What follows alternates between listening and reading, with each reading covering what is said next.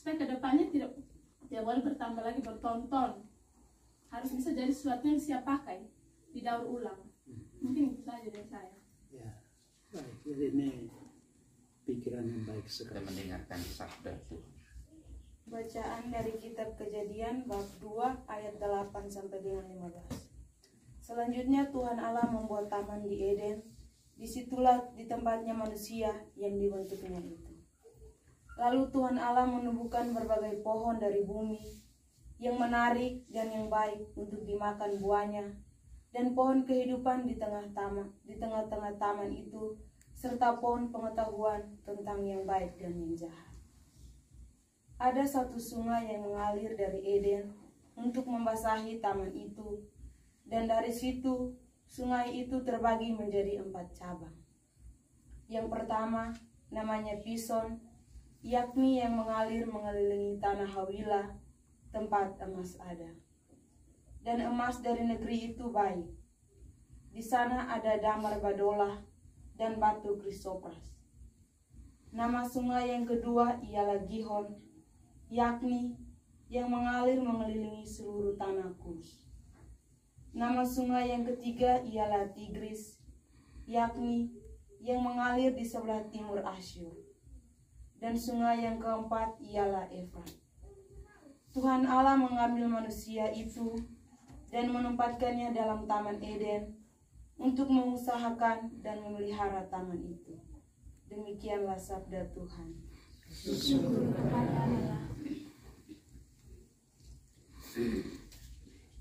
Yang pendengar kita mungkin diberi kesempatan untuk baca dalam hati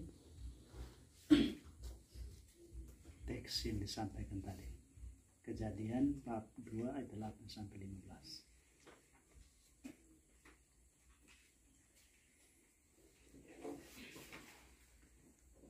Apa yang dibuat Allah agar manusia dapat hidup dalam taman itu?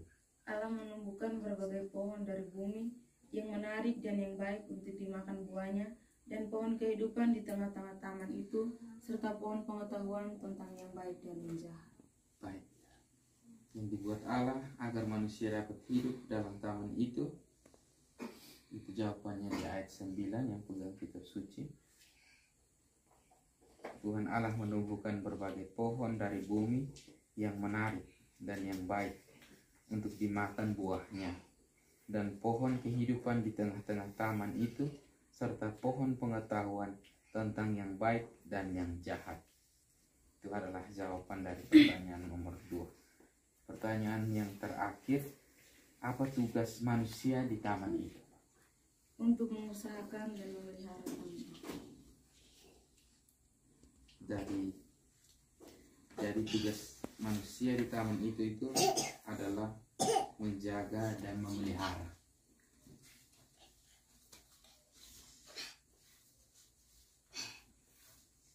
Itu di ayat yang pegang kitab suci, itu jawabannya di ayat 15. Tuhan Allah mengambil manusia itu dan menempatkannya dalam taman Eden untuk mengusahakan dan memelihara taman itu. Baik Bapak Ibu, teman-teman orang muda yang terkasih, satu hal yang perlu kita pegang teguh dalam kehidupan kita adalah memelihara. Jadi kita bersyukur untuk Tuhan karena Tuhan sudah memberi, maka kewajiban kita sebagai umat adalah menjaga dan memelihara. Jadi baik, ini sabda Tuhan yang kita dengar pada malam hari ini sungguh membawa satu inspirasi untuk kita. Kalau kita baca secara keseluruhan, selain 3 pertanyaan tadi yang kita jawab, tetapi perlu kita lihat bahwa sesungguhnya Tuhan Allah itu menyediakan di taman itu kekayaan bumi. Ada kekayaan ada di sana. Di sana ada sungainya mengalir di Eden itu. Dari situ ada beberapa sungai yang disampaikan itu. Dan di sana ada juga terdapat emas. Ya, terdapat ada damar dan lain-lain. Ini kan kekayaan alam. Tuhan sudah berikan kepada kita. Bagaimana kita menjaganya? Dan saya kira ya di Taman Eden ya Tuhan dulu memberikan seperti itu.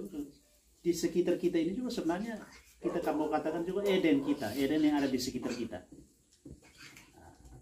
Bagaimana kita memelihara kekayaan yang diberikan Tuhan itu?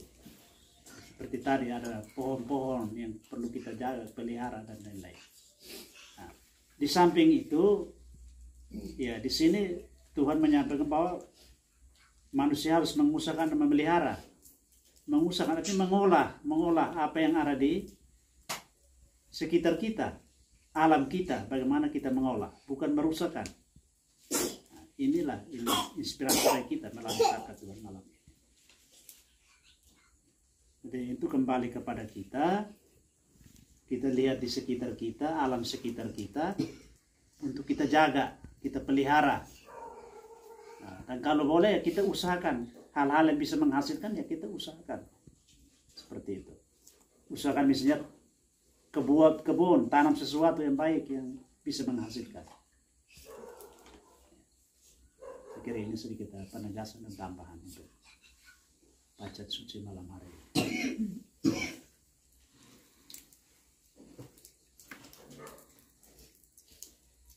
Bagi para pemimpin gereja, semoga seruan Paus Fransiskus lewat Laudato Si mampu menyentuh para pemimpin gereja sehingga lewat seruan-seruan profetisnya di mimbar-mimbar gereja mampu menyadarkan umat untuk peduli pada kebersihan lingkungan di mana mereka tinggal.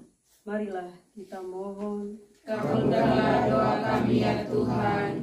Bagi masyarakat di mana saja, semoga kesadaran akan kebersihan membuat setiap anggota masyarakat selalu memiliki kesadaran untuk peduli pada sampah, sehingga tidak sembarangan membuang sampah di tempat-tempat umum dan juga di lingkungan-lingkungan mereka.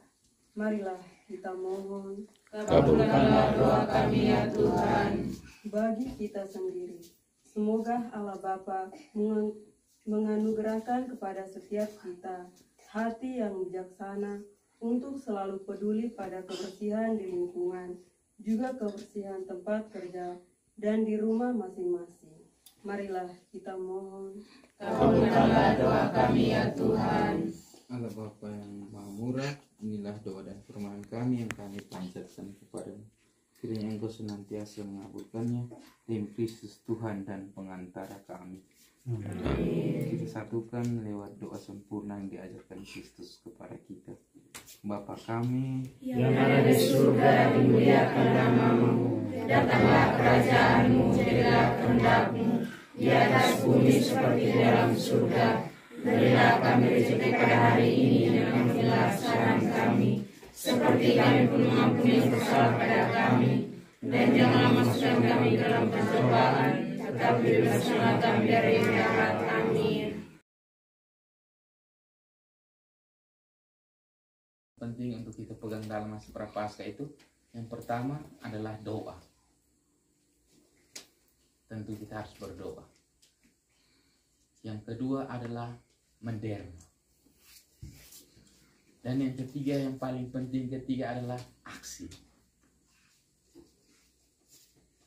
Jadi aksi nyata itu sangat penting. Dia juga sangat penting. Jadi istilahnya adalah kita silih dosa. Jadi berdoa, berderma, dan juga aksi. Sebelum pertemuan ketiga tentu ada sesuatu. Aksi nyata. Apa yang mau dibuat? Apakah kerja bakti membersihkan kampung ini, dusun ini, atau seperti apa? Ini dikembalikan kepada kita semua, khususnya pengurus lingkungan, untuk mengatur. Nah, mungkin kami perlu dengar memang. Minggu lalu buat apa? Kerja bakti. Aksi nyata. Iya, kerja bakti. Kerja bakti juga. Iya. Kerja bakti, pembersihan di sekitar. Iya. Ya, tapi hanya bagian sini yang di PAUD dari Posyandu, Bapak di jalan-jalan sampai jalan raya sana. Ya, mungkin diperluas lagi. ya, ditata, diatur baik supaya lingkungan ini bersih.